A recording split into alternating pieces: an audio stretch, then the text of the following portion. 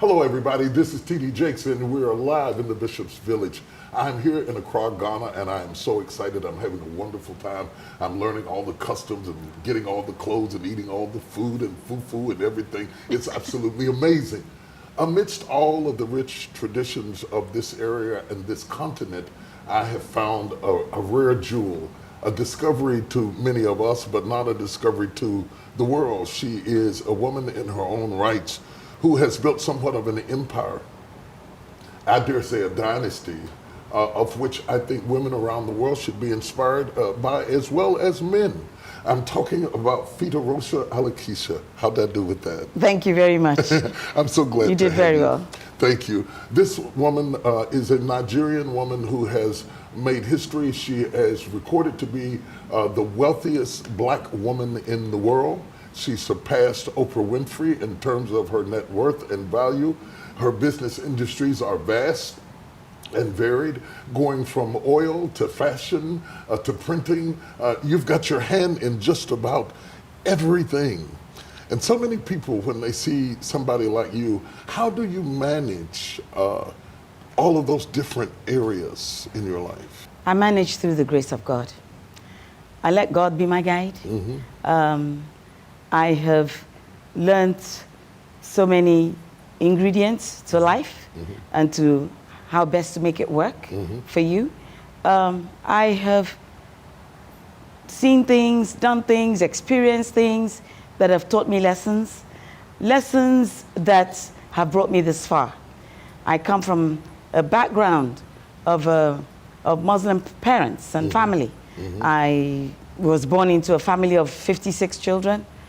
Wow. 8 wives. Wow. I'm child number 8. Well, of course, unfortunately, there are only 45 of us left. But I wasn't deep in the Muslim religion. My father and my mother, they built mosques. But I give glory to God that by the time they died, I was able to lead my father to Christ. Wonderful. A few days before he died. My mom became a born-again Christian a year and a half before she died. And we were a close family knit, despite the fact that there were so many children. I've come from a family of entrepreneurs, traders, basically in textiles. And we were deep down in the marketplace.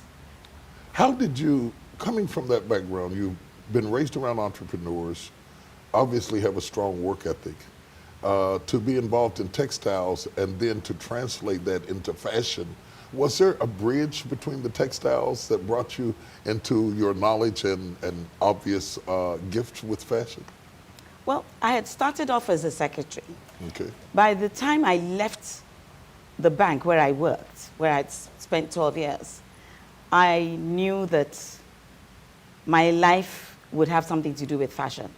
Because I had always been passionate about fashion as I was growing up. I loved beautiful dresses even as a little girl. All my mother's children were talented and creative in terms of art. So I knew I had the artistic talent. And I wanted to seize that opportunity. I had always loved beautiful things around me. And I put 2 and 2 together. And the fact that I wanted to be a businesswoman anyway. So I wanted to go into the fashion industry. And I said to myself, okay, how do I do this? I'm coming from well, I'd gone into different sectors of the bank, and I'd ended up as a banker when I was leaving. So it was a matter of... Wait. You went from being secretary to ended up being a banker. That's right. To the millions of secretaries who are watching us right now, they're sitting there. There you are typing. When you were a secretary, did you have any idea that this level of greatness was inside of you? I knew that the Lord had spoken to me years back and said to me that if you go into business, you will be greater than your father. Wow. God had said that to me many years back. And I had my focus on business ever since. You had your focus on it? Yes, on doing business. Business is I would think that business is a byproduct of building relationships with the business community and understanding how the business works. Obviously, growing up around entrepreneurs, you grew up in an environment where business worked every day. That's right. How did you begin to develop the kinds of contacts that thrust you from the background into the spotlight? I would say that was when I started my fashion business, when I went back to England the second time around, because I'd gone to England when I was 7, gone to school there for about 4 years, came back, carried on with my education, got married. When I came back the second time, I got married after 3.5 years of courting. And I decided that, okay, I'm setting up my business. When I left the bank, I, went back to England to study fashion design. And I came back and I set up my fashion business. Within I would say a few months, wow. I had begun to make my mark, because after 3 weeks of launching my label, I entered into a competition, a fashion competition, which brought me into the limelight. Wow. Because it was a fashion competition that was a national one, and I won the competition. I came home with a cup. Wow. And that's a real heavy competition. That was a turning point. Yeah, yeah. That was a turning point. And that brought me into the limelight. Okay. And brought so many people from all walks of life to come to patronize me. Wow. And I enjoyed their patronage, not only locally, but also internationally, because I started exporting some of my clothes. People would even come and order clothes and go and sell them abroad, by placing the orders with me. However, I continued doing that, and I got to know many people. Great. How important is relationships in your business? Relationships are good because you make friends. You make friends, you're making them look good, and they love that. You're right. Right, and you come closer. So that was good for me. It was good for my business. And people would get accolades for, wearing what they're wearing. Yes. And it would be, okay, where did you get that? So my clientele base was expanding. And I got to know a lot more people. That helped. Is social media a part of your way of marketing? Have you benefited from social media? No. No? No. I stopped doing any form of merchandising or anything with the fashion industry. Because when I was 50, I packed up my fashion business. That was 16 years ago. Yes, I packed it up, and the Lord wanted me to pack it up. He said he was done with that part of my life, and that he wanted to take me to another level.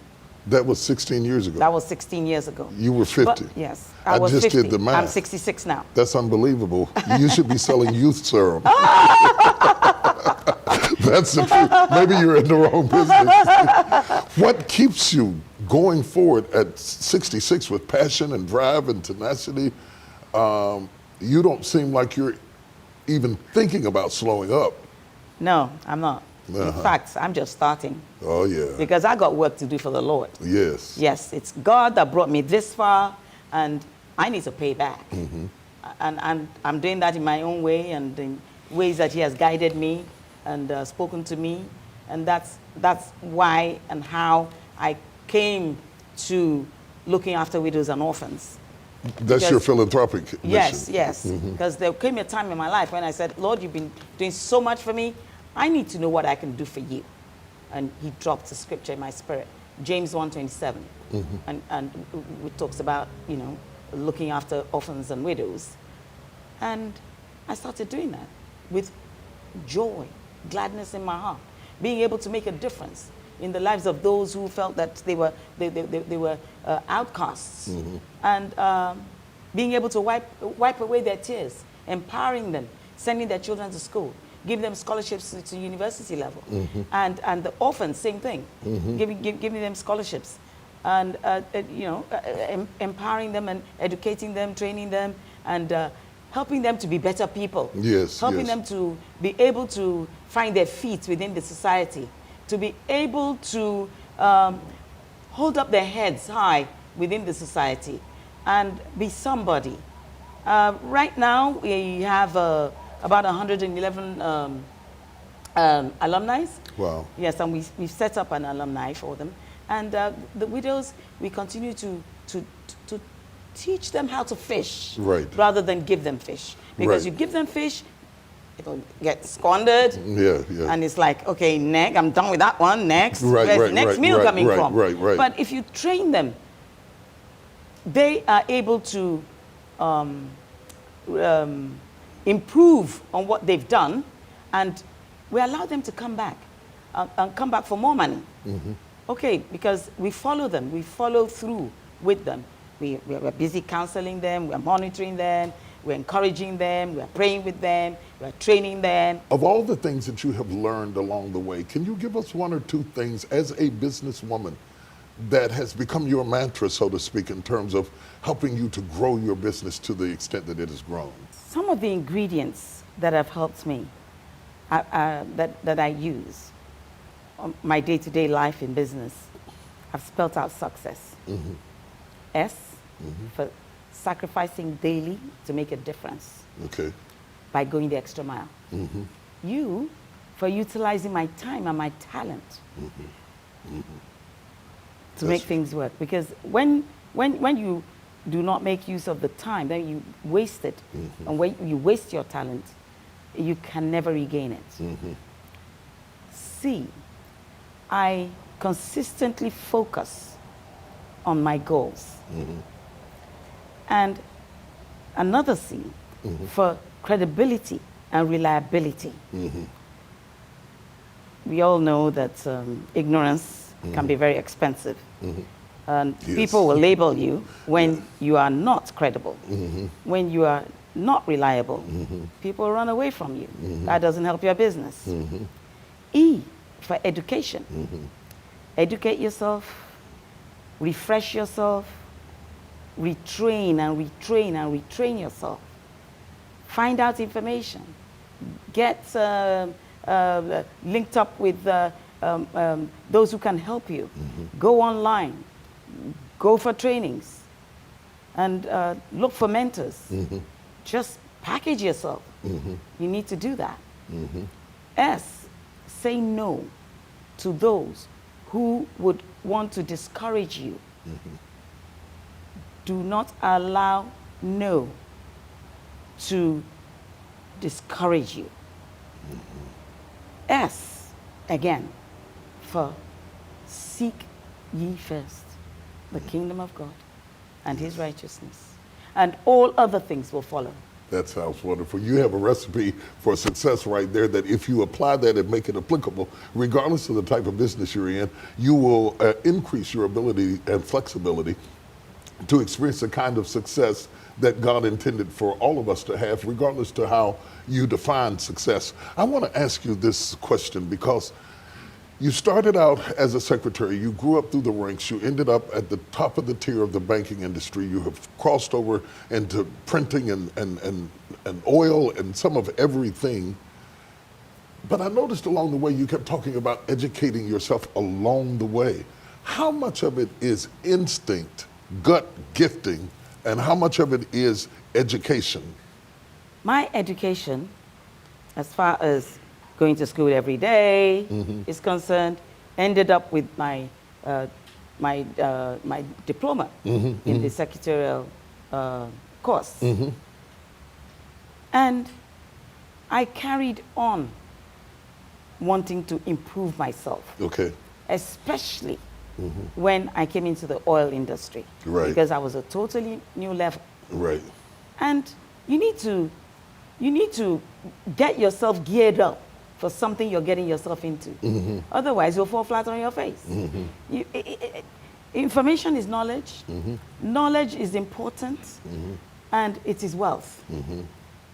You cannot really succeed in life without getting education and without getting information, without getting yourself ready to face the world. And you're going to be in boardrooms Right. in this business. So you better be able to say the right things, using the right language, Right. so that it won't seem as if, okay, she's a pretty face, but what's she doing here? Right. Do you get what I'm saying? Right, absolutely. So I had to do that. Yeah, and education is important to me. I see it is, and it is a lifelong pursuit that we all continue to educate ourselves. Sometimes in my life, trying to educate myself to catch up to where my gifting carried me. Sometimes your gifting will put you in an arena that makes you have to go back and do research. That's right. Just so that you can earn the right to play on the next level. That's right. When you start talking about being a woman, and there are lots of women who are more entrepreneurial now than ever before, has being a woman been an asset or a liability in business? Both. A bit of both. There'll be those who would say, oh, well, let's listen out of courtesy, and then by the time you start to talk, okay, there's something here. So that gets settled. And then there'll be those who may want to muffle you, thinking that because she's a woman, okay, what's she doing here? Do you understand? And there are those who are jealous. So they're all things that you have to face, that I've faced. And I thank God that I'm not the kind of person that you can push over. Right. You can't push me over. I will stand my ground. I'll make my point known. I will drive it home. And I'm ready to face challenges. And I know that through the grace of God, with Him being my helper, yes, there's no challenge that cannot be surmounted. You have this engaging way of interacting with people, seem to be very gregarious and pleasant and outgoing, but you also have an inner strength and tenacity that suggests that you don't want to rumble with me. You don't want to rumble with me. I've seen that don't want to rumble with me kind of businesswoman who didn't know how to come out and be nice. And I've seen the kind of woman who was so nice, but she didn't know how to be tough. How did you find that balance to know when to be a lion and when to be a lamb? I thank God for the mother that raised me. She was a tough one, a tough cookie. Yeah. And that's what she did with all her children. That's how she raised all 7 of us. She taught us everything that we needed to know. She was an illiterate, but she knew her onions, and she knew how to raise children. And she was resilient. She was not a pushover. She always made sure that she worked towards what she wanted to achieve, and she brought us up like that. Wonderful. And with every holiday, I used to go to her store, textile business. I used to go to her store, and I learned a lot from her over the years, every holiday. I learned merchandising. I learned everything I needed to know about fabrics. I learned how to relate and relay messages and whatever with the clients. So I knew how to handle the customers. It has helped me a great deal in my businesses over the years. And my mom always taught us that it's laziness that kills. Work will not kill you. Yeah. So we were really tough children. You understand? We had been toughened out. And we had chores. Everybody had their own chores for the day every morning. You understand? And you had to finish it and do it properly. Otherwise, you're in big trouble. Right. So all of that toughened me, got me ready. The way you see me, I can drive a trailer. Yes, I change tires. I change tires when I have flight tires, when I'm driving my children to school, whatever. Yeah. You know, when they were schooling in England. Yeah. There's nothing I cannot do. She trained us to be like that. That's that incredible. anything that comes along, you're ready to face it and overcome it. Off camera, before we started the interview, you and I were talking about succession planning. You have 4 children, I believe? 4 sons. 4 sons. And grandchildren. And grandchildren. And we were talking about how do we get this legacy to perpetuate itself from generation to generation. If there were any one thing, virtue that you had about yourself that you look to see in your children, what is it and how much do you see? I think it would be tenacity. Tenacity. Yeah. Not giving up. Yes. I keep drumming it in their ears. Never, ever you give up. You try once, you fall flat on your face, get up again. And I keep telling them that, listen, Thomas Edison, he tried 1,000 times before he could commercialize the light bulb. That's what we're all enjoying, the electricity, right. Including that light that we're, right, exactly. that's in our faces right now. So, the fact that you failed in something doesn't mean that you failed forever. Keep on trying. Do not give up. That's incredible. And don't accept no for an answer. That's incredible. How do you manage having raised 4 sons while you're building this business conglomerate? The whole mother thing in America and around the world, women are entering into new frontiers, new idioms of thought. They're becoming more entrepreneurial. Some are going into government. Some are having to balance things that previous generations of mothers never had to balance before. How did you manage being that mother and the businesswoman and the wife all at the same time? By planning, prioritizing, leaning on God, holding Him as my pillar, and applying wisdom. You have to apply wisdom.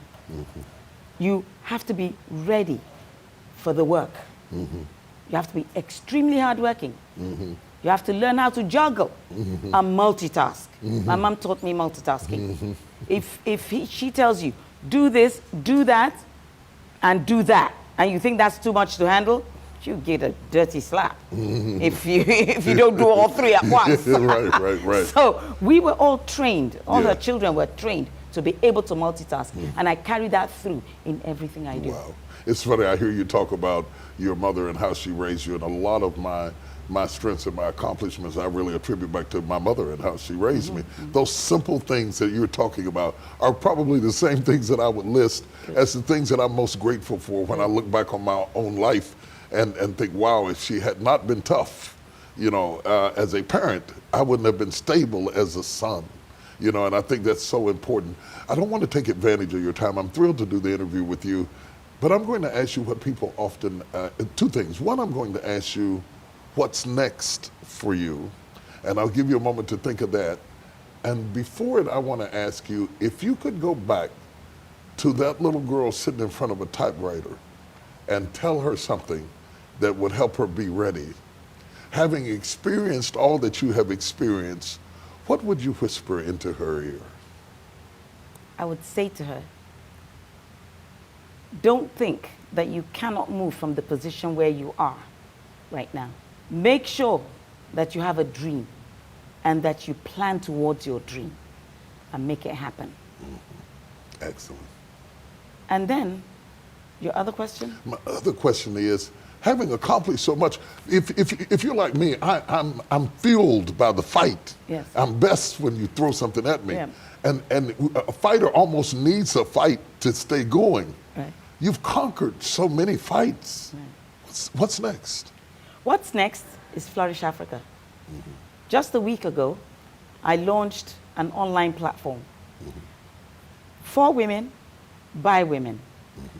The platform is to encourage women, to inspire them, to bring them into a place like your village, for instance, to bring them to a place where we can interact, where we can read and talk about the various experiences that we have had and how we can learn from one another and learn from those experiences and share them. And be the women that God has called us to be, to make a difference in the world. Yes. To make the world a better place to live in. That's wonderful.